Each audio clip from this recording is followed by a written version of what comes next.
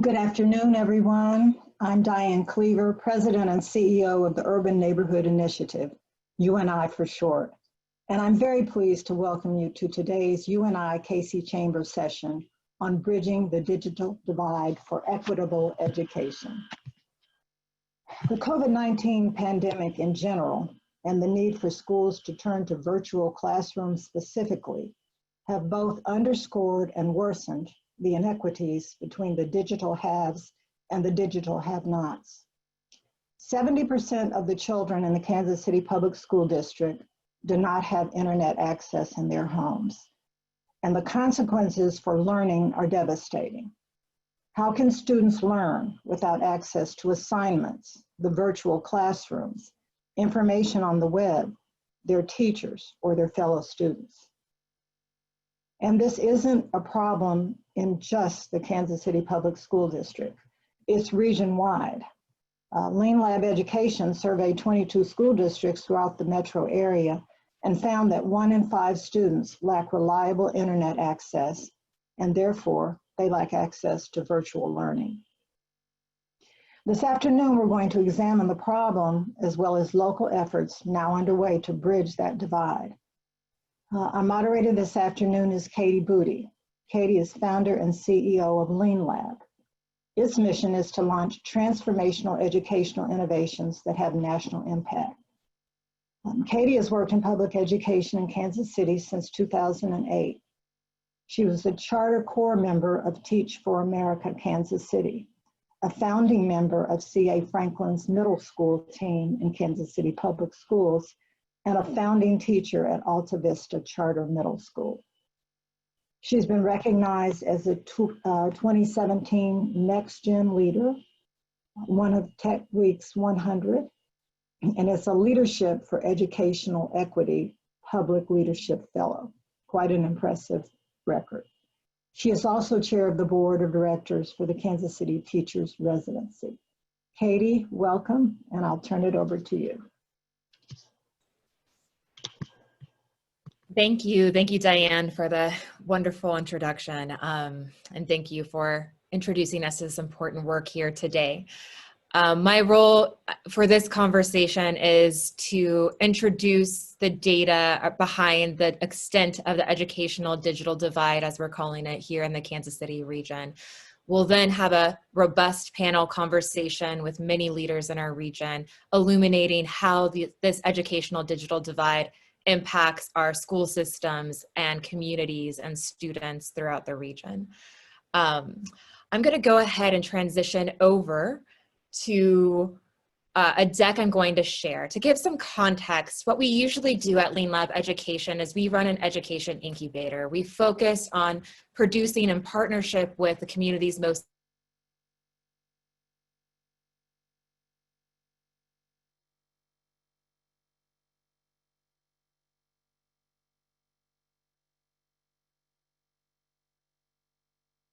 deep.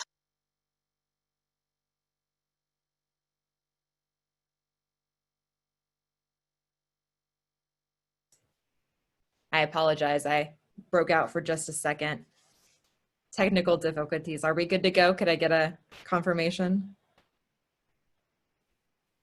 You're all set. All set, thank you. Where was I? When COVID-19 restricted kids to remote learning, what we realized was that most of our school districts and many of our students did not have internet connectivity or did not have the technology resources that were required, like laptops or iPads, to equitably participate in distance learning. So what we did was we partnered with over 20 different school systems to assess the need and really understand exactly what this educational digital divide looked like in our region. So I'm going to transition to sharing some slides that we put together that walk through this research process that we underwent this spring to really get under the hood of what this divide looks like in our region. Give me one moment. I'm going to share my screen.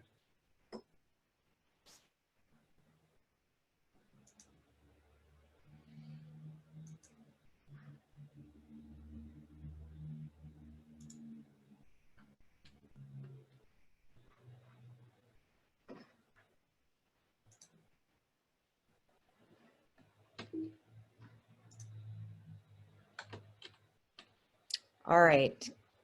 You should be able to see my screen at this point in time. So like I said, in the spring, we underwent a needs assessment process where we worked with many districts throughout the region to assess the need. We at Lean Lab have a bilingual community organizing team, as well as a research team. And my team went ahead and moved forward with 2 different needs assessments. One was to assess the technology needs, again, the need for internet connectivity or devices across 22 different participating public school systems that represented a total of about 60,000 students in the greater Kansas City metro area. We also initiated a teacher needs assessment across 10 different charter schools and some different school districts in the Kansas side to give us an understanding of the teacher experience as students move to distance learning. Our process is that we provided a bilingual needs assessment tool to schools. We had them self-assess their student population needs and then had them report those back to us so we could aggregate and synthesize the data. Our goal was to then share this data with local philanthropists and other internet service providers and technology vendors to see what we could do to get these devices in the hands of our students as quickly as possible this spring. Some limitations noted in this data.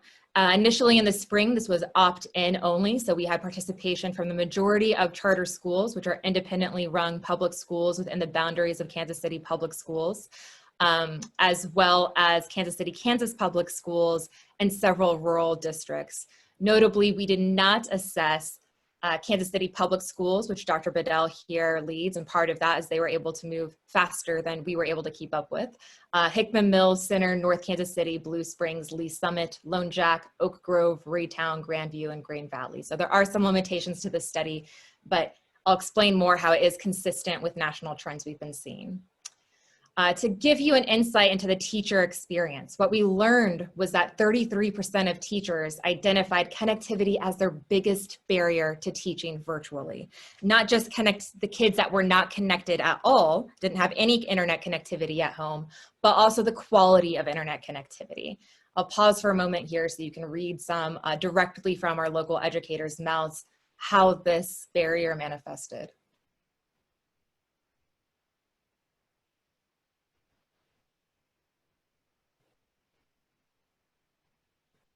Primarily, the largest concern here is that this lack of connectivity is exacerbating pre-existing inequities in education. And we fear that they could be contributing to a widening of the opportunity or achievement gap. What our data this spring illuminated was of the close to 60,000 students, we had close to 13,000 without internet connectivity at home. This chart illuminates how we tiered the data that we assessed. The first tier was 17 charter schools that were within the Kansas City boundaries. They had the majority of device need. Device here is defined as laptops and iPads or tablets at close to 2,500, and then a connectivity need of 1,100 students without internet connectivity. The second tier we designated as non-charter school districts in the Kansas City Mo area, not including KCPS, but on the Missouri side. Of that, we had a device need of 144 and about 6,800 students in need of connectivity. On the Kansas side, we've been working closely with Kansas City, Kansas Public School District, USD 500. While they had no device needs, they've been one-to-one, which in education means they've provided one laptop or device per every one student. They had significant connectivity needs at 4,800. So you can see here that what we were experiencing was about a 21% gap across the region in terms of students without internet access. That we know that that's consistent with national data, actually exactly from a national study created by Common Sense Media. They have another report on the national level of the digital divide. Actually 21% is the national average for urban regions to have students without connectivity. And you can see the breakdown here by race and ethnicity as well. I'm going to keep moving. So what we found was that we were able to, against this need, we kept reassessing throughout the summer. What we found was that we were able to raise over $1 million with a partnership with School Smart Kansas City, who is also on this presentation today. And we were able to get 1,528 devices distributed against that need, primarily to charter schools, as well as 869 hotspots distributed against that need of 12,722. We were able to meet the majority of the need of charter schools within the city, and KCPS was also able to meet much of their need for hotspots initially. However, as we've reassessed going into school this fall, we've identified some new needs, which I'll go over in just a minute. Before I get there, we also illuminated some key barriers that were restricting our access to really meet this need agilely. One, diminishing inventory and limited vendor capacity. And this is something that we'll most likely see as we move into this fall. While we were urgent about fundraising as well as getting orders in as soon as we were able to get the dollars in for hotspots, laptops, and devices, so was every other district in the nation, which led to significant delays in distribution. Second, lack of accessible capital. We know that schools have been continuously constrained by diminishing budgets as their budgets have been impacted by COVID-19 budget cuts at the state level. And then also this larger question of who really should bear the responsibility of internet connectivity and technology. Should it be school districts? Should it be government? Should it be philanthropy? It's still a question that remains to be answered. And finally, lack of comprehensive broadband and connectivity infrastructure. Broadband access and adoption just has not been universal. We know historically 15 to 20% of folks have not been accessing broadband access in their region. Kansas City Library published a study last year relaying this data.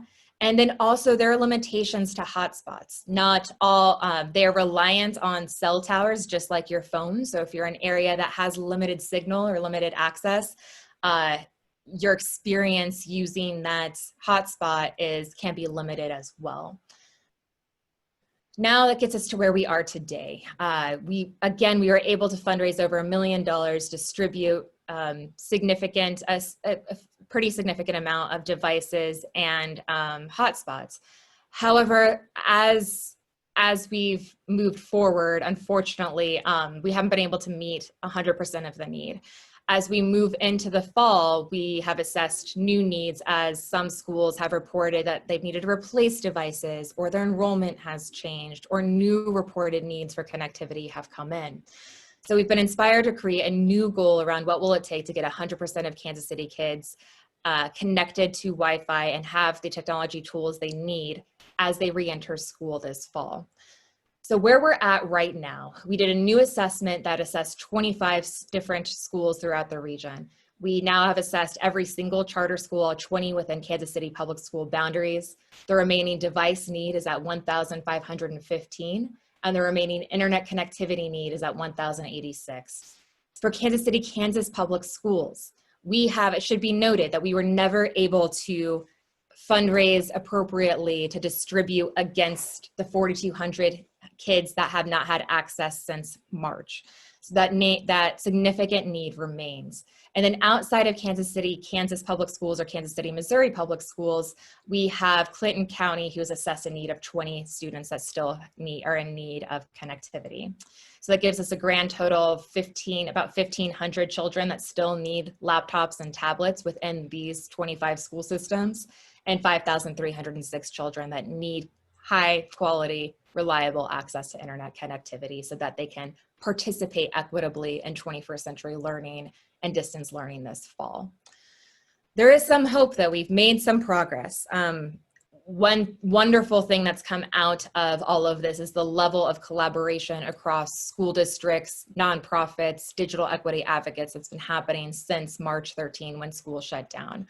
One, we were able to advocate and work with the City Council of Kansas City, Missouri, and Rick Usher, who will speak later, to get a digital resolution passed in Mayor Quentin Lucas's office and City Council, which designates a goal at the city level to connect 100% of Kansas City households and small businesses with internet connectivity. We went ahead and published a recommendations report on our website, leanlabeducation.org, the Bridging Barriers report, which also includes 5 policy recommendations for internet service providers, school districts, civic government, state departments of education, and philanthropists, which we've been circulating as well. Schools increasingly, though, I will say, are worried about increased expenses associated with reopening plans and declining revenue from education budgets. So we're continuing to have deal with those challenges as they come up. And then we have heard one bright spot that T-Mobile has expanded with their merger with Sprint, expanded their 1 million project, which was an initiative to get 1 million children connected to the internet, to 10 million. And we're hopeful that we can extend the beneficiaries of that project more widely within our region. So with that, that is it from me. I'm going to go ahead and actually transition to this wonderful panel we have set up with leaders from our community. So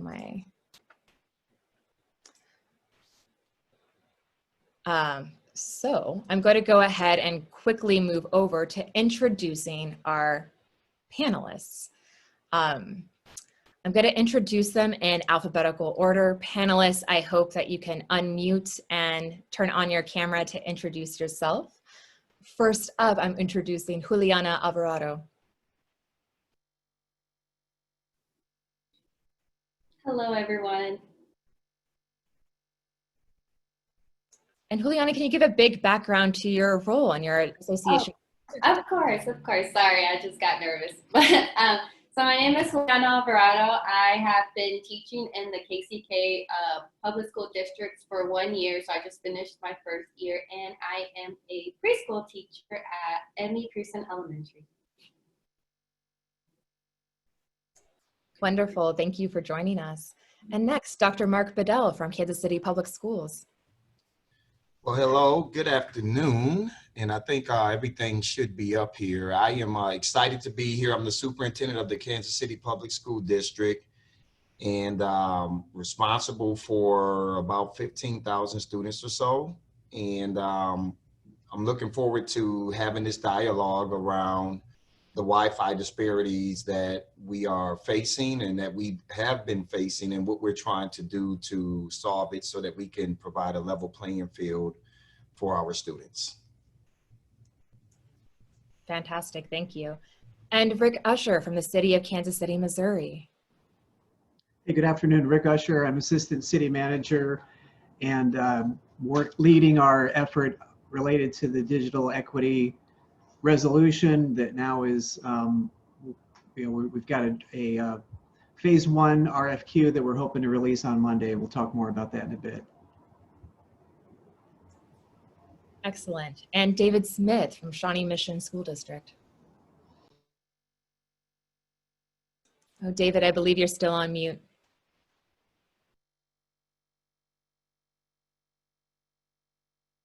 There we go.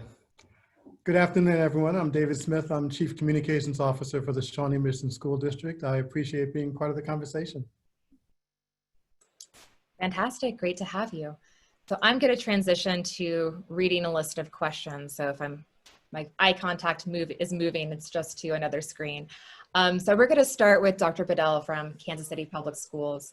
The digital divide is certainly not a new challenge that districts must face. However, the COVID-19 pandemic magnified the issue and reinforced the need to remove barriers for virtual learning. What challenges around distance learning were presented at the end of the school year? And specifically, were there any unanticipated challenges that arose from the virtual learning experience? And you're on mute as well. I know. Katie, we experienced a lot of disparities. And as a superintendent, we coined ourselves as being a school district that was one-to-one when I started this job back in 2016. So in essence, one device for every single student. But what I learned upon arriving was that it's great to be one-to-one, but not all of our families had internet access. That's when we entered into, we were one of the first school districts in the country to enter into that partnership with the Sprint 1 Million project to begin to provide the hotspots for our kids in grades 9 through 12. But then when the pandemic occurred and we were forced into having to do everything via distance learning, the disparities rose to the top that we were in far more trouble than I even thought. I mean, I'd heard a lot about the 70%. We felt that if we could take care of our kids in 9 through 12, that we would be in much better shape. We found that there were a number of our elementary and middle school families that did not have internet access either. And so we ended up initially putting up curriculum online. The problem was everybody couldn't access it. We had to then order more hotspots. Some of those hotspots got stuck in customs. And before we were able to roll out everything, we were looking at the month of May, or the end of April, early May, by the time we were able to get everything distributed to the families that showed up to pick up the devices. So it was it was just a very difficult scenario. And we know already as a school district that we have a number of students that are already below reading level and below where they should be in arithmetic.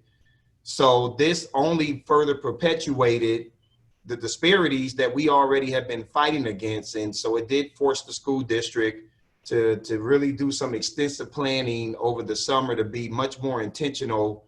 And we're proud to say to you that we've learned a lot from some of those mishaps. We feel like we will have hotspots. We have enough for every single student in our district. We'll be a full-blown one-to-one district.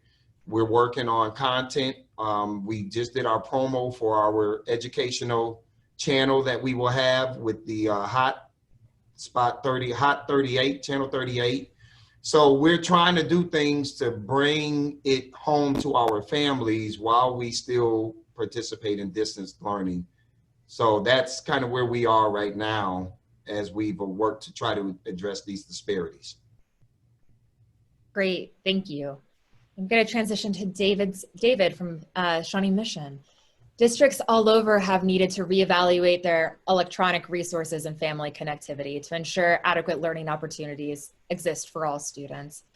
Has there been an increased need for electronic resources in your district? And in terms of connectivity, what has your district done to help students and families, such as hotspots, devices, etc.? Is any training available to families for troubleshooting these resources? Sure. So I think we're fortunate that on the device side, we've been one-to-one for a number of years. So our students have devices. We had some work to do over spring break to make sure that our students who didn't take home devices could get them, but we were able to handle that. We were challenged, obviously, in other ways in terms of being organized to provide learning digitally. So that really slowed us down, but we've worked our way through that. We also, though, have students who don't have internet access. I think most of us on this conversation understand that those divides that we may have previously seen between resources in urban areas and in suburban areas really aren't there anymore. And we've got families where access is a concern. So we have a team that we've put together of 10 folks internally that are looking to really survey every single family to determine need. Much of that surveying is done at the building level with our building administrators and staff. Then to look at acquiring hotspots and figuring out how to distribute them. We do have, with regard to support, because we've been one-to-one, we've got a very robust support system available with both in-person, online, and by phone. So as we distribute hotspots, if there's training that's needed, we've got resources in place to be able to support that. Fantastic, thank you. Juliana, virtual learning can add additional barriers to academic achievement, particularly to immigrant families. In a new American economy analysis, more than 5.2 million immigrant households lack access to high-speed internet at home. Of these, more than 1 in 5 households with school-age children do not have broadband internet access at home. In addition, 39% of Black households and 35% of Hispanic households lacked broadband internet access at home, compared to 26% of white households. Juliana, you serve a number of students and families whose first language is not English. How does distance learning present challenges for certain student populations, such as those in early education and non-English speaking students? Thank you, Katie, for the question. Well, some challenges that I did come across when we had to transition to distance learning was kind of connecting with the parents. Some of them are either working through the day, and it kind of made them hard to be able to access, to be online and kind of help guide their children in whatever activities we have or assignments like that. I know it also prevented the language barriers, like as you mentioned. Some of the families that I did serve, most of them spoke Spanish. So for me, that was kind of easy to communicate with them because I do speak Spanish and that was my first language. But I can only imagine the other teachers who have children that do speak other languages. That kind of was like a barrier for them to communicate. And also, I know with the schedules, the kids were so used to coming to school, kind of having a routine down, and that kind of threw them off and kind of made them get out of that schedule, out of the routine. And I noticed some kids did not really participate as much. Either that's because like parents are either their first generation and do not know much about technology. So now it's like, for teachers, we're also teaching the parents how to use the technology or how to use the apps in order for them to access that. So those are the challenges that I did come across when we had to switch to distance learning. Great, thank you for sharing. Rick Usher, the need for public-private partnerships is essential for bridging the digital divide. Support of local government can help to create a more equitable connectivity opportunities, specifically in underserved areas. What is being done about bridging the digital divide from the local government level? I know you're leading a lot. Yeah, thank you, Katie. And as has been pointed out, you know, this digital divide is not anything new in Kansas City. It's just being really highlighted by the situation that we're in today with the pandemic and forcing families into distance working and some employees who are fortunate enough into remote work rather than being in the field or being in the office. So the Kansas City, we have the Coalition for Digital Inclusion. It's been around about 7 years. We've got about 30 organizations that have been working to close the digital divide. But in this pandemic, as you pointed out, we came together with the Urban League and the Kansas City Public Library. Gwen Grant, Carrie Coogan, and I made a presentation to the City Council. The mayor sponsored the resolution essentially to close the digital divide. It calls for us to develop public-private partnerships with internet service providers, wireless service providers, and we're asking them to provide speeds of a minimum speed that meet the FCC's definition of broadband, which is 25 megabit download and 3 megabit upload. Speed is important, so I won't dwell on it too much there, but the second point is access to devices. As Dr. Bedell has pointed out, they're one-to-one with their students. Families need the computer at home as well, and sometimes the work that a student might be doing might need more power than the Chromebooks might have. So there might be a need for a desktop PC, that kind of thing.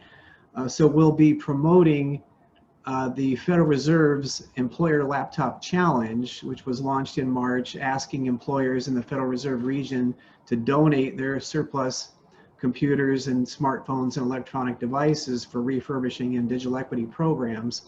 The city has had an agreement with PCs for People, formerly known as Connecting for Good, in what we call our digital upcycling program. In March, we donated 650 laptops and computers.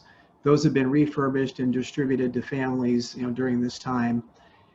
So back to the RFQ, the third component then is the support the educational support, the training, the technical support that families need in order to take full advantage of the internet economy.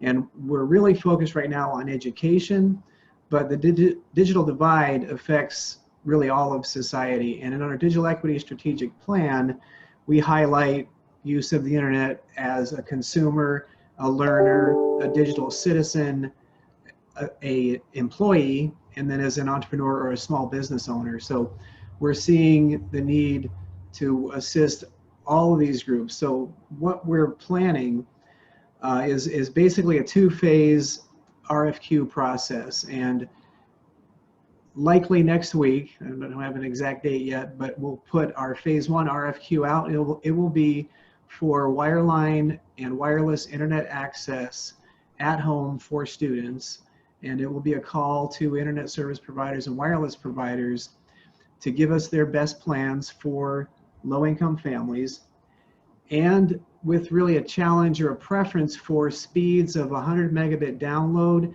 and 25 megabit upload. And that speed is what is recommended by Broadband USA in a report they just published on internet usage. And you'll see that really is kind of becoming a standard around the country. Chattanooga, Tennessee, with their school district, has announced a program where the minimum speed they'll be delivering is 100 megabit symmetric speed. You're seeing similar speeds. The issue really is with what hotspots are valuable to connecting students.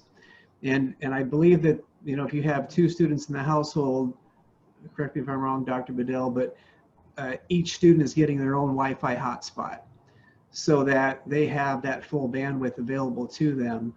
When you have more than one person or more than one device using a hotspot, the quality of that connection really goes down. So 100 megabit speed is really more of a standard today. Like, you wouldn't build a house with a 30 amp electric service. You're going to probably put in a 200 amp electric service.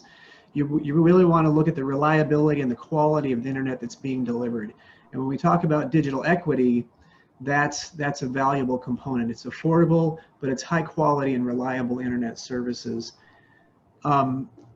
Just as far as the opportunity we have in Kansas City, we have been rated as the #1 city for remote work by FlexJobs, and that's because of the internet service providers. We have a high level of competition. I think everybody probably has 3 or 4 internet service providers running on wires or underground through their backyards.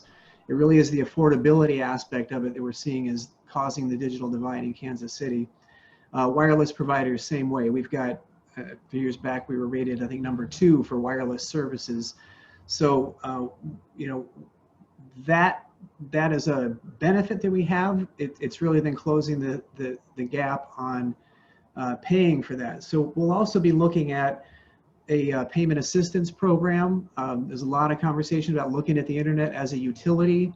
Well, electric utilities, gas utilities, they have payment assistance programs for low-income residents. So we'll be looking at that in this RFQ as well. Wonderful. Thanks, Rick. Back to Dr. Bedell. The summer has really only provided us a very short window to get ready for continued distance learning this fall. Many things obviously will be very different from the way schools have started the school year in the past. So what would you say are the biggest needs now around digital equity in your district as we head into the new academic year? And what are the gaps in internet services that need to be addressed? Rick, you just mentioned several.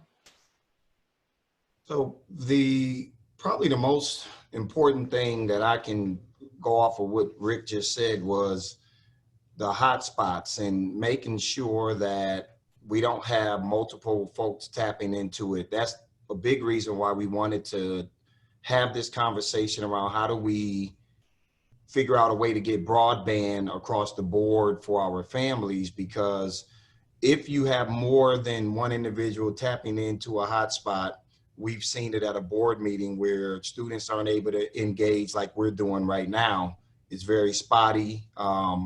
It's just difficult to do any kind of presentation to demonstrate your mastery of a particular concept or objective or standard that's being taught. And so it's going to be critical that we continue to figure out how to focus on getting broadband connectivity into our families rather than the hotspots. And we know the hotspots, they have data on them that's on a monthly basis in terms of what's on there from a data standpoint. And it's great right now, but I don't think that's the long-term solution for this, in my opinion. So we'll continue to work with Rick and Gwen Grant and AWAS and a number of other folks in the city to try to address, and whether it's through policy, how we address policy and we get policy written in a manner from the federal level and the state level that will ensure that this is an essential that is needed if we want our kids to become globally competitive upon graduating from our school systems. It's just that simple. And then the other piece that I would share with you is just the part of being able to educate our families on what to look for, how to understand the usage of the digital curriculum, the digital platform that we have now, how to know when your kids are actually on the computer playing, or if they're actually on the computer taking care of business. So there's a digital literacy piece that we also have to deal with in educating our families. And, you know, as Juliana's a younger teacher who's this is all they know, the young generation, they really do understand this connectivity and social media platform and all of that at a high level, much at a higher level than some of our parents that may be in my range of that 45 to 60 year range, or, you know, a lot of us are struggling just with it. And you have veteran teachers that are retiring because they just don't, the learning curve is so steep, they don't want to be a part of it. So just imagine what our parents are going through that aren't, number one, pedagogically trained to be here as a teacher, but now you're telling them not only are you responsible for trying to figure out how to help monitor your child, you need to become digitally literate. So we need help with that aspect of this situation too. Thank you. Back to David at Shawnee Mission. Affordable internet options are sometimes unattainable to many families. Even if they can get low-cost internet, it may not provide speeds that students need to work on their students. This has been a recurring theme today. So in your experience, what speeds are currently available in your district at affordable rates? And what speeds are really necessary for students to equitably engage in distance learning? Sure. So I'm going to take your questions in reverse order. And Rick mentioned a little bit earlier the notion that 100 megabits is considered the standard. I talked to our IT folks and they said that for what we need in order to connect with our students, that somewhere in the 10 to 20 megabits would be sufficient. So that's obviously lower than what Rick mentioned. We would love to have more than that. You know, you asked a question about affordability, and that's it's a relative question, right? What's affordable for one set of families may not be affordable for another set, and we've got a very diverse range of families within our community. So the economics of this is definitely an issue, one that we're trying to work through with our community partners and our school foundation to make sure that that doesn't become a divide. We've been very clear in our strategic planning and in our goals and objectives that equity is a primary value for the district. And so it's then our responsibility to make sure that we don't do anything that divides our community in terms of the haves and the have-nots. So that's incredibly important. You know, Rick was talking earlier about the notion that we think of internet connectivity as a utility. You know, 100 years ago, not everybody had running water in their homes or electricity. Now we can't imagine someone being forced to live without those things. Well, we're really quickly getting to the point with internet connectivity that if you don't have that, you're at a profound disadvantage. And that's broader than simply a school problem. Certainly it's a challenge for us, but it's something that has much broader issues. And so we're working together with our partners to try to make sure that all of our students have at least that 10 to 20 megabits access that they would need to be able to be connected to our schools. Perfectly said, David. Going to move back over to Rick. Several organizations are already working to address the digital divide. In fact, dozens have been convening for years now to resolve this issue. There are some great initiatives that are partnering with districts to provide resources to help with student success in virtual learning. What can the private sector do to help support bridging the digital divide, particularly when we talk about it from an education lens? How can businesses contribute resources and get involved? Well, I think, first of all, the business community needs to see the relevance of assisting students in achieving an education. They are the workforce of tomorrow. And as we look at the goals we have citywide, like exemplified by Casey Rising's goals of workforce development and raising median household income, that starts with education. So, and I'm sorry, where was the first part of the question? Essentially, what can the private sector come to do? Right. So then, you know, understanding the problem, just developing some empathy for this issue that the homework gap, it really is like known as the cruelest part of the digital divide. Students getting assignments pre-pandemic, 70% of students would get assignments, this is nationwide, that required them to use the internet at home. So you have families, you know, in parking lots getting Wi-Fi from a Taco Bell.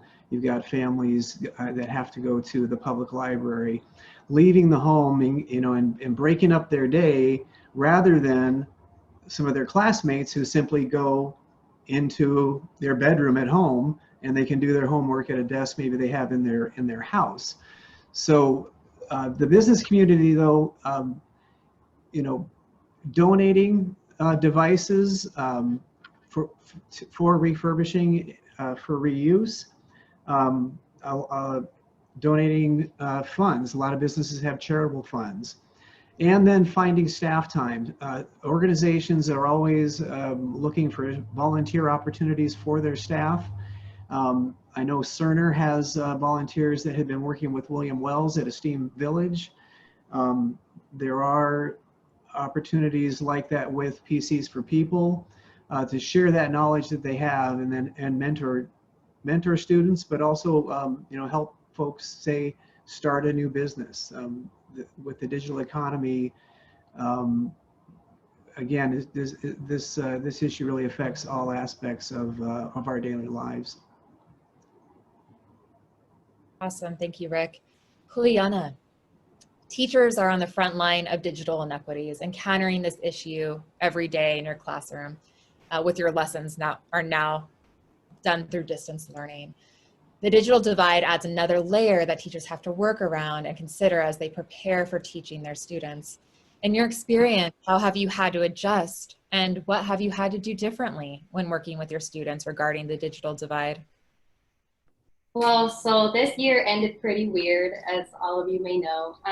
Unfortunately, the preschoolers at KCKPS district did not get any devices, so that was really a challenge for me. I know that I was calling parents every day, all hours, trying to communicate with them, trying to explain to them that what was going on, that we were gonna figure out a solution, because some of them were anxious, and I understand that. And so I also learned that creating visuals kind of help the parents as well. I didn't use a lot of technology when it came to doing lessons, as I said, when I was teaching preschool, because they weren't, some of the parents, when we called them, we also surveyed them and asked them if they had internet service or if they had any devices that they can use. And some of them said no, or they were just accessing the lessons on their phone. So that kind of made me think about like, well, how can I help them, or how can I readjust my learning and in order for them to kind of get that access. So the year kind of ended kind of pretty weird for me, but I did take it upon myself to do summer school, and I did teach kindergartners. So that was a little bit different for me.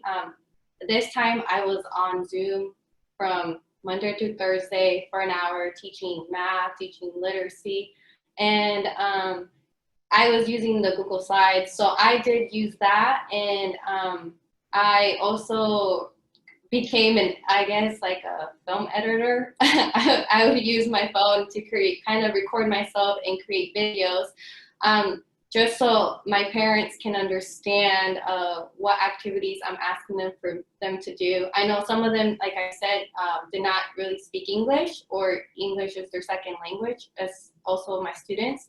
So kind of creating that visual for them and uploading that kind of helped them, and they're like, oh, okay, now I know what I have to do. And but yeah, it was a lot with doing all that, and also just making sure the parents, kind of like telling them that it's going to be okay, comforting them kind of helped out a lot, because I know some of them were very stressed. They're like, is my daughter or is my son going to fail? Are you going to fail them? And I'm like, no, don't even worry about that. I was like, I just want to make sure that you're okay, that your family is okay. And I was like, we're going to get through this together. So kind of also having that connection with the parents and connection with the students. Again, I didn't even know these students that I taught in kindergarten, but just chatting with them, that getting to figure out what they like, what they don't like. And I would use GIFs. I used a lot of GIFs on my PowerPoint slides that I would show the students, and just having them at least have some paper or marker or something to write with, and then just going through by steps is what I've been doing so far. I know this year is going to look a lot different now than what we've been doing. So I'm excited to get all the training that I need in order to help support families and the students. Wonderful, thank you. And now I want to turn it back to the whole panel. You all have provided tremendous insight into the impact of the digital divide on education. The need for partnerships and ongoing support is necessary to help us bridge this divide and provide equitable education opportunities for all of our kids. Before we open up for questions, however, I'd like to ask each of you to provide a final thought on the state of the digital divide in Kansas City and what action steps need to happen. So I'll go down in the order that I see you all on the screen. Dr. Bedell, would you begin?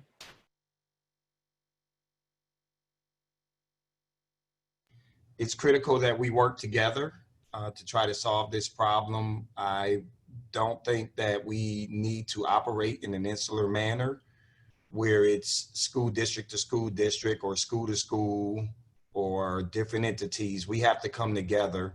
If we truly want Kansas City to be a great city for all that reside within the boundaries of this city, then we have to come together as a city to support each other in times of need. And right now, we are all going and entering into, or let me say it this way, we're traveling through uncharted territory right now.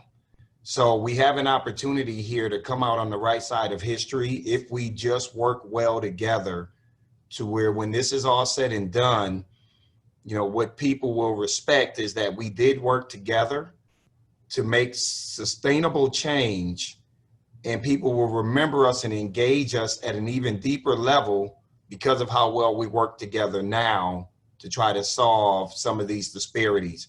And the final piece for me is, it is a great opportunity as we talk about equity and we talk about dismantling systems that have been built on structural racist tenets that by design will constantly keep certain school districts crippled through these practices. This is an opportunity here that we have to say those days are behind us. The Kansas City of old is no longer a part of the norm of how we're going to progress, so that we can open up these communities, give our kids the Kansas City dream options, the Missouri, the state of Missouri options, and the United States. We want them all to have these same opportunities. So we cannot stand silent and further perpetuate the disparities. We've lost over 250 million in funding. So we need support. We need support.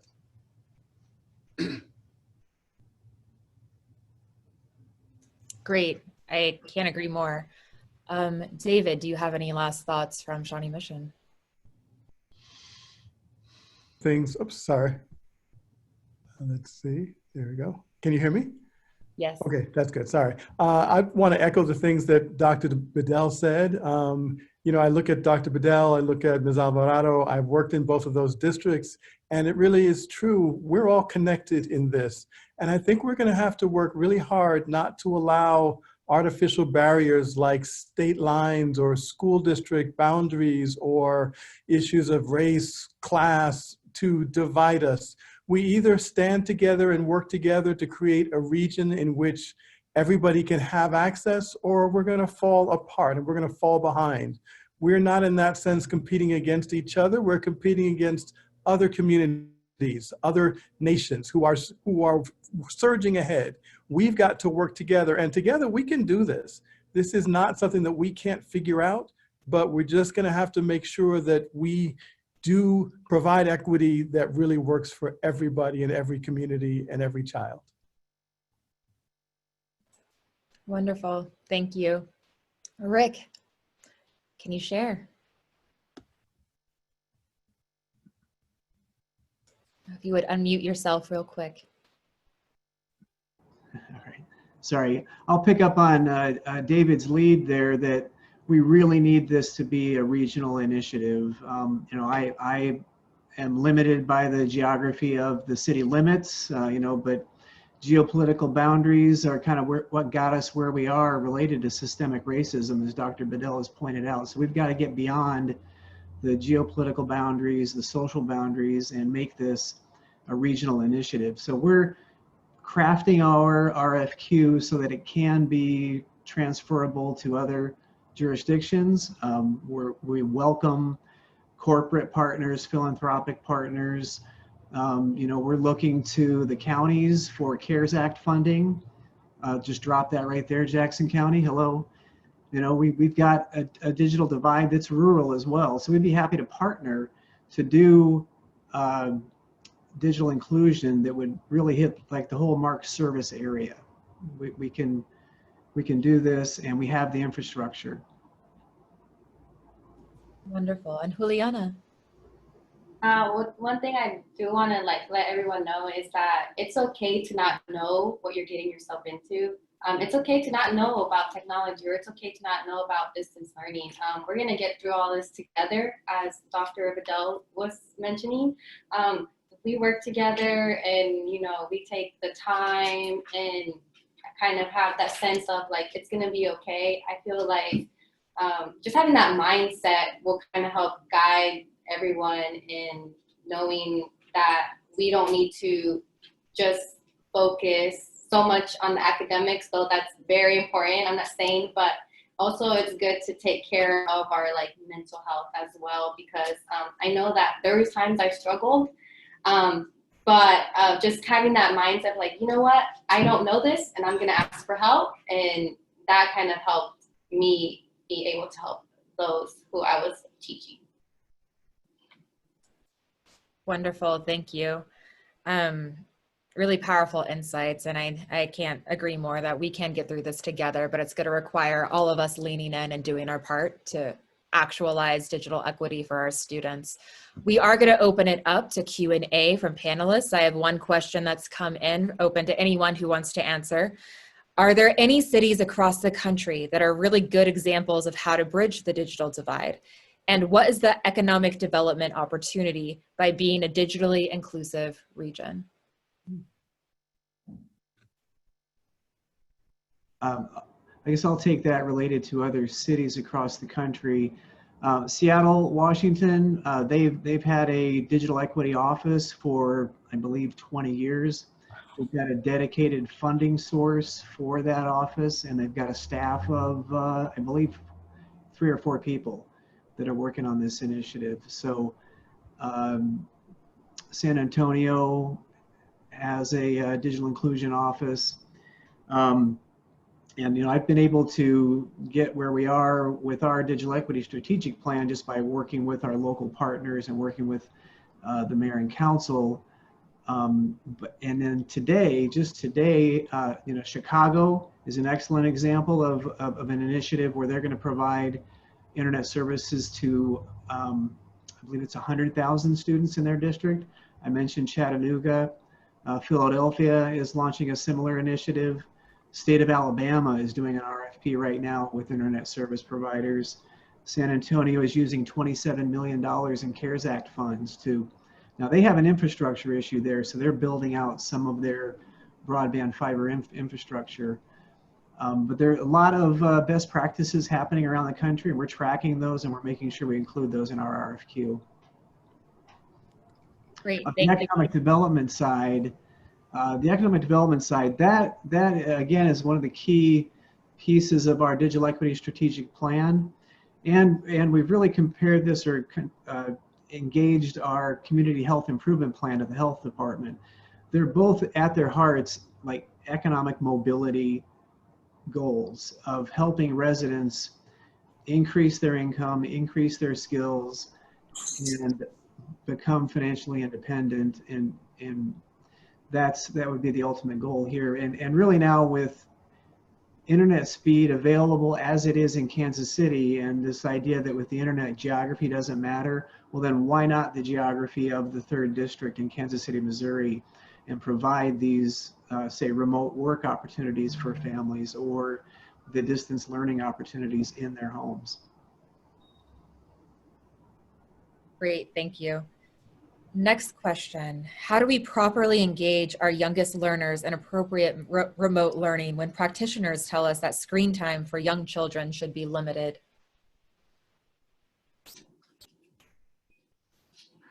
I feel like I should take this as an early educator. That is a very great question. I know that with doing screen time, and some parents are like wondering, like, does my child need to be on there for 8 hours or so? That's not what the requirement is. I know with kindergartners, I think each grade level has a certain amount of time to be online. I know kindergartners maybe it's like 30 minutes, first graders are an hour, or it could change. I know with preschoolers, I know they shouldn't be on the screen for more than 30 minutes or so. So that's going to take a lot for the early educators to kind of like see and work a schedule out how that teaching is going to go about, or if there's going to be different timing. Again, we are still in the process of figuring that out. I know it's different throughout the states or even school districts. So even with that, I know engaging them with music, having visuals, I wouldn't say you have to be super animated, but that's how I teach, kind of showing that you have that confidence, that you're like, hey, we're ready to learn. Come on, everyone, let's all learn. And just having a great attitude is how I would go about teaching them. And just to add to that, you don't want it to be 100% kids spending all of their time on the screen. And so what we are doing here is we just came to an agreement with our CBA last night, and the board voted on it and approved it. But what we did negotiate at the end is a lot of language around being able to teach in a virtual or distance learning world. And what does that look like? And so the district now will be prepared to, in essence, put out what the day in the life of a student would look like, what the day in the life of a student in a distant learning model, what the day in the life of a student in a virtual learning, because they're two different platforms. And so for the younger kids, that distant learning model means they are spending time and having opportunities to engage with peers and with students. There's opportunities for synchronous and asynchronous learning opportunities, depending on how we want to work with students. You also then want to realize that there are still the paper-based products that students still need to be able to engage with. So the fundamentals of being able to write, understanding, how to put your letters on the top line, the midline, the baseline, all of those fundamental things that still need to take place for your younger learners. So the district is working with building principals and our teachers to figure out how do we make sure that we're still able, even though they'll have iPads and they'll have this access, how do we make sure that they still have work products that they can engage in outside of having to just be dependent solely on a digital device?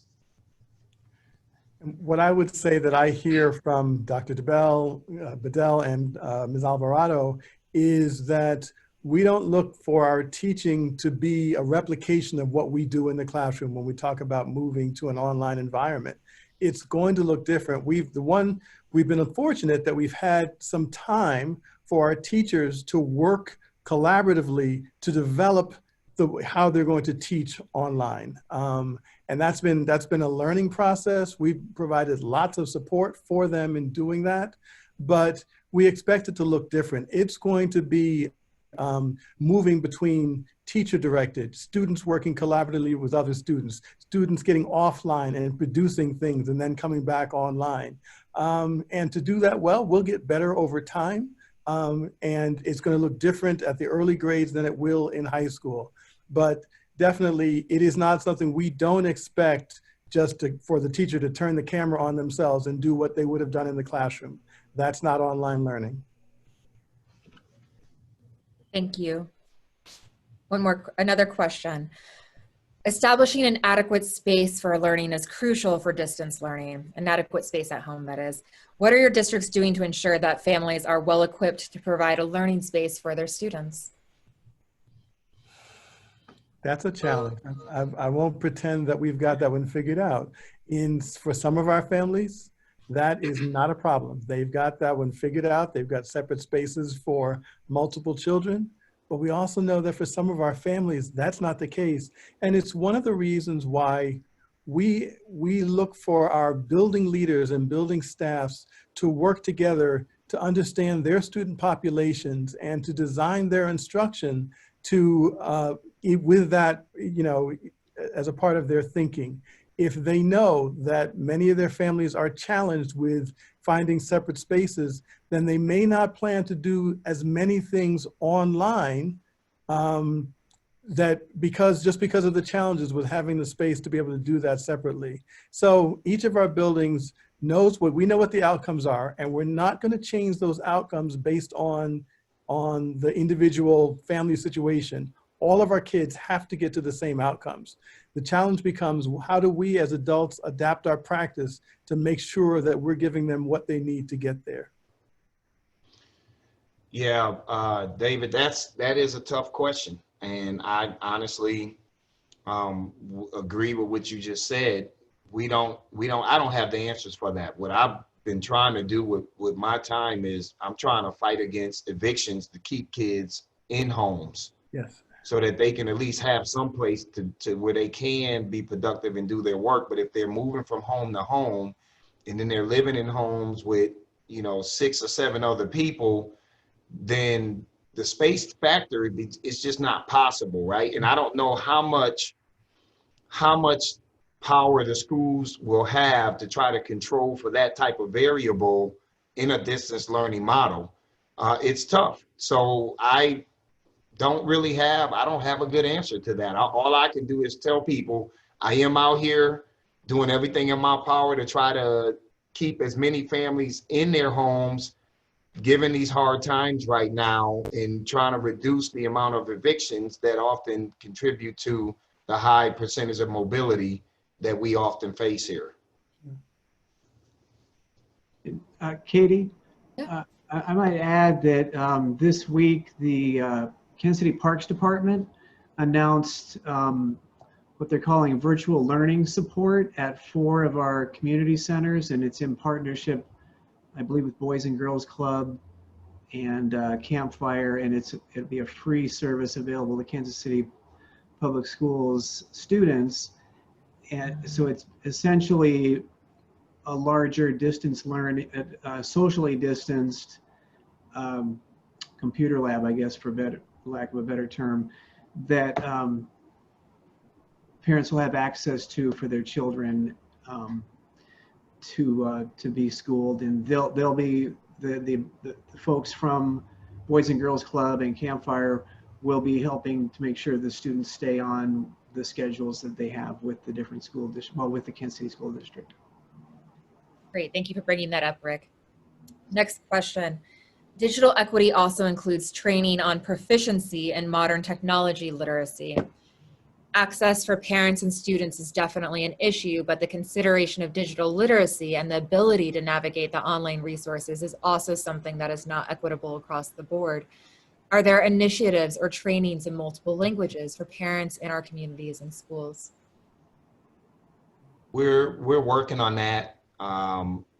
If you haven't seen, we put a promo out recently around our educational access channels that we'll be airing content on.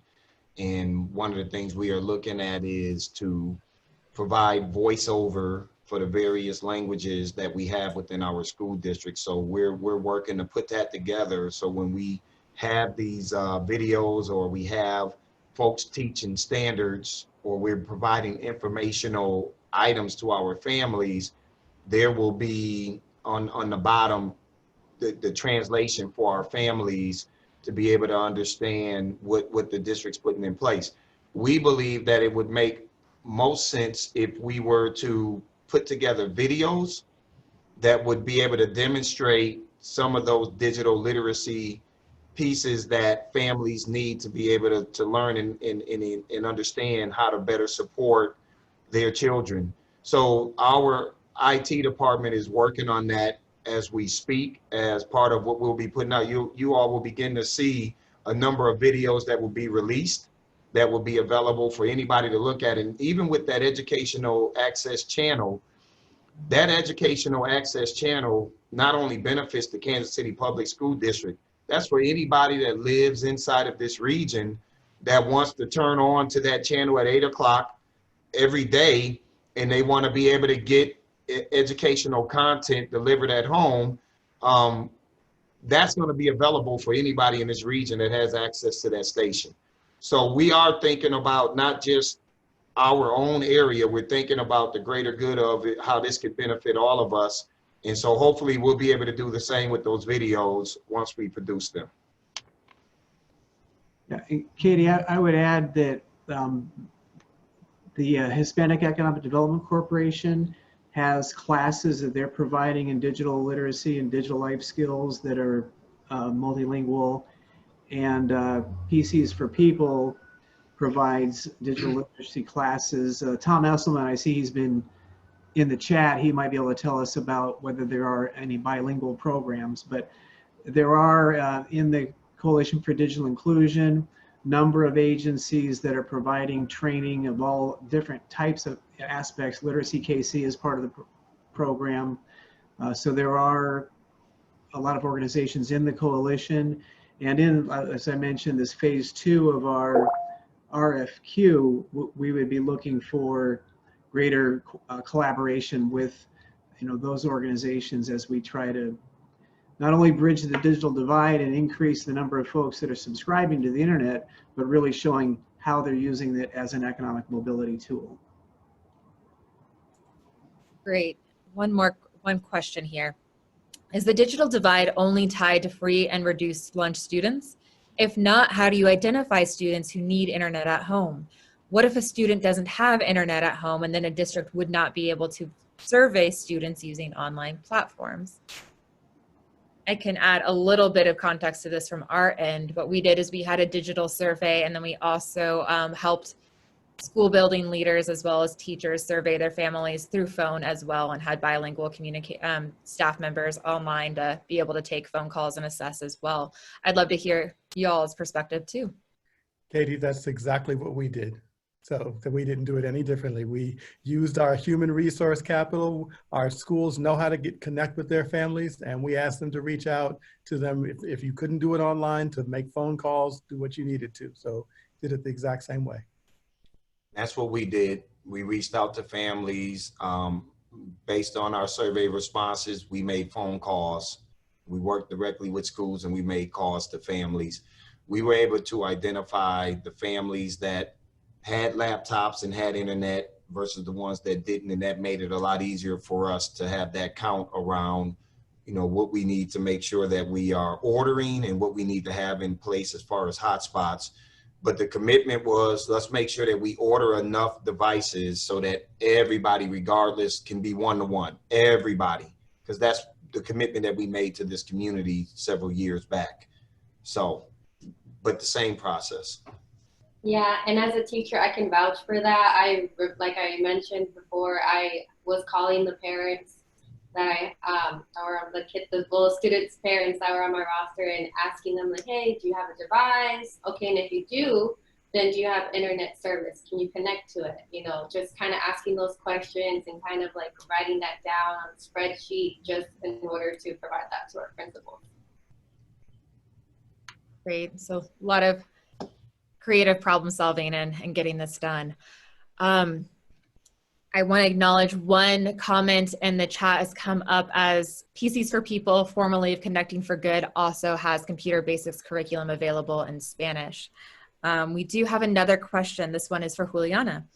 As a young teacher, do you often find yourself being the go-to person for other staff on technology issues, assuming because of your age that you are more technologically savvy? You know, I've had that a lot during this time. To tell you the truth, I don't even think I'm that tech savvy. I mean, yeah, I have a laptop. I just know how to use the basics. I had to learn how to actually use Zoom or use kind of the video editing kind of processes. I used iMovie since I have this Mac laptop that was provided by the school district, and just kind of messing with that kind of helped me figure it out. But I do understand that those who are do not know how to use technology, again, I provided that resource and helped them and guide them. But I do get that a lot. They're like, just because you're young, you know how to use technology. And I'm like, I'm here on the same boat with you. I don't even know how to use this app. But I think it's more of since I know what technology is like, it's easy for me to grasp either the apps or the resources really quick because throughout work or throughout even going through school, we had to use a lot of technology. So I feel like just because I had that background knowledge, it's easier for me to kind of grasp how to use the technology. But those who aren't used to it or did not use technology a lot, I know it's going to take some time, you know. Wonderful, thank you. I'm sure you are a great asset through all of this to your team. All right, Chromebooks are often the go-to device for students, but they can't be used to download software for some learning opportunities. How do we ensure we are providing the devices that will really level the playing field for underserved students?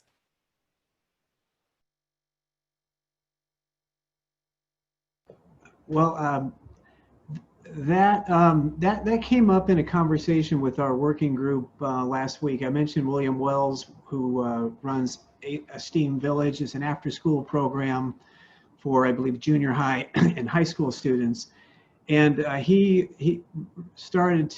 made that point about the types of computers that students have. So when we donate our computers to PCs for People, they refurbish those computers, so they securely and they're certified to remove the data and then reformat those computers and load software on them for families and for students. And so they do virtual design and VR and you use other technologies in that program. So you do have to make sure that in this case, students have the right tools for maybe the software they're using. And then on the business world, there's other hardware you might need. So we're trying to make those available through this relationship with PCs for People.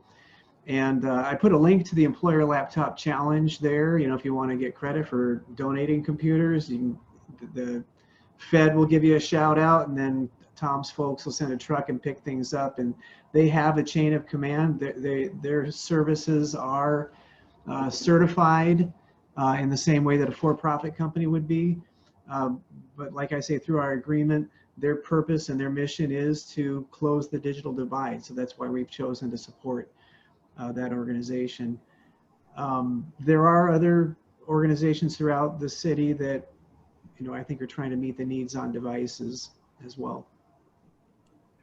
You know, Katie, it really does point to one of the challenges that we face when we talk about closing the digital divide. We have to talk not just about the devices, but about what our intentions are for those devices. Well, I was in Kansas City, Kansas back in 2007 when that district made the decision to go one-to-one. And the district was very intentional about saying it isn't simply about giving kids devices. It is about giving kids the opportunity, rather than simply being consumers of information, to move towards being producers of information, producers of knowledge. And then the question is, well, what devices do they need in order to be producers of knowledge? And this was a high school program, but the answer was they need a really fully functional and integrated laptop. And that was the reason they went to MacBooks, because all of the programs you would need to be creative and to combine video and audio and information all together was available with those devices. What that points to, though, is the challenges we face around inequitable resources.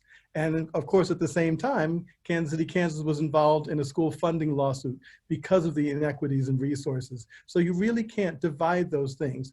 If we want our kids to really become proficient with technology, to lessen the divide between the haves and have-nots, it isn't simply a matter of having a piece of technology, it's about having quality. And districts are challenged with having the resources to do that for every child.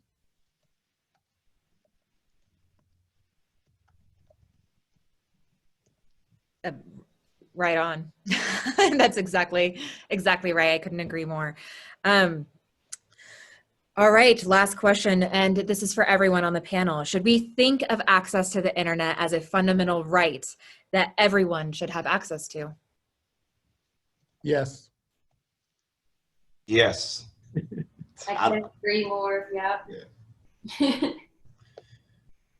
think the UN has declared it a basic human right, access to the internet. So.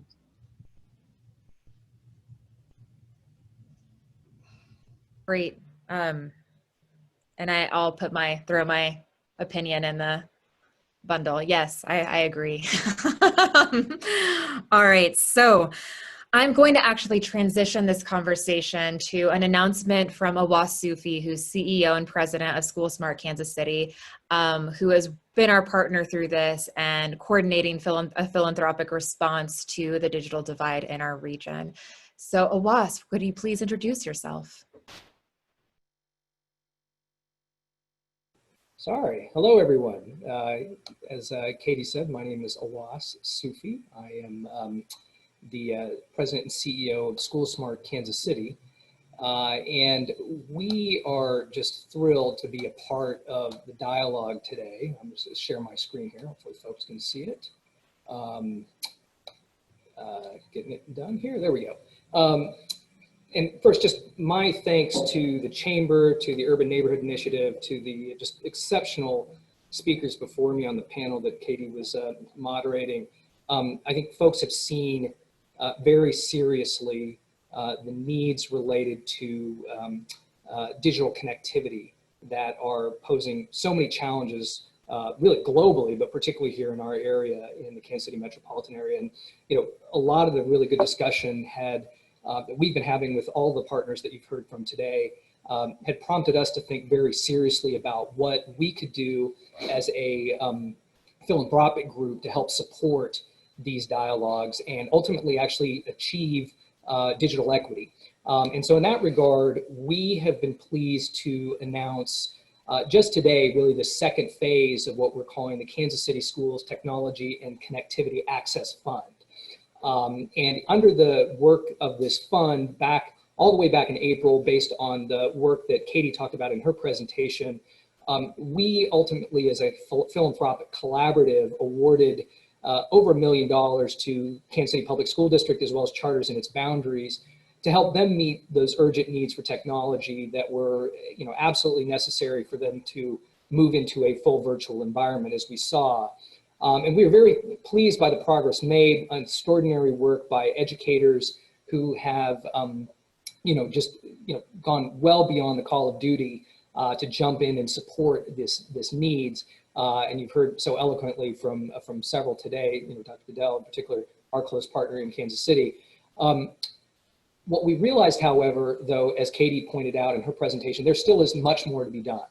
And so as a result, we have now formed a technology and connectivity access fund, our second phase of it really, with the target now to get to fully 95% of high poverty students in the KC metro area with those devices and internet access needs through hotspots to get through this next school year.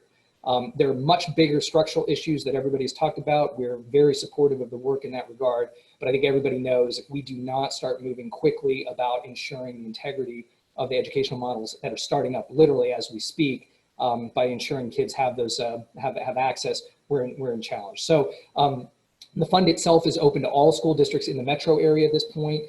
Anyone that serves over 50% free and reduced price lunch students, essentially the indicator of poverty, would have access to the funds, and we are starting to receive applications to the funds as we speak. In particular, we've been thrilled to partner with the Greater Kansas City Civic Council, along with the Chamber, a major institution where business and civic leaders are joining together to support community needs.